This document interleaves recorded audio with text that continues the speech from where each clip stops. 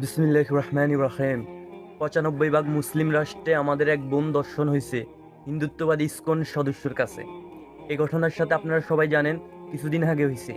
এখন পর্যন্ত আমার বোনটার সুস্থ কোনো বিচার হয় নাই, সুস্থ কোনো ফয়সালা হয় নাই। এই দাবিটা কেউ মেনে নেওয়া হয় নাই। আজকে আমরা মুসলিম হয়ে, ৯৫ ভাগ মুসলিম হয়ে আমরা অবহেলিত। আমাদের মুসলিম বোনদের ইজ্জত নষ্ট করে হিন্দুত্ববাদী ইসকন, আমরা কোনো প্রতিবাদ করতে পারি না। আর আমরা যারা প্রতিবাদ করতে যাই, আমাদেরকে জঙ্গলি বলা হয়, এমনকি আমাদেরকে এই প্রতিবাদ থেকে সরিয়ে দেওয়ার জন্য ট্যাগ লেগে দেওয়া হয়। আর আমরা তো ৯৫ ভাগ মুসলিম।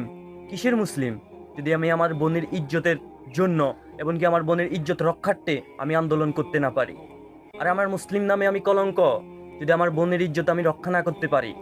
কিভাবে পারে ৯৫ ভাগ মুসলিম রাষ্ট্রে একজন হিন্দু ইসকন আমার বোনের ইজ্জত নষ্ট করতে?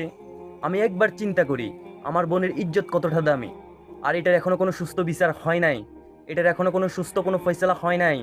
আমার বোন কি বিচার পাবে না এই বাংলাদেশের ৯৫ ভাগ মুসলিমদের কাছে? আমার বোন কি কোনো বিচার পাবে না এই ৯৫ ভাগ মুসলিমদের কাছে? আল্লাহ তাআলার কাছে হাসর মাঠে আমাদের সবাইকে দাঁড়াতে হবে। আমাদের মুসলিম বোনের ইজ্জত কতটা দামি আল্লাহ তাআলার কাছে?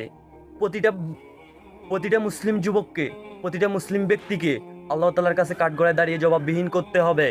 আমার এই বোনের ইজ্জতের ফয়সালা, আমার এই বোনের ইজ্জত রক্ষার্থে তোমরা কি একটা কথা বলতে পারো নাই? তোমরা কি আন্দোলন করতে পারো নাই?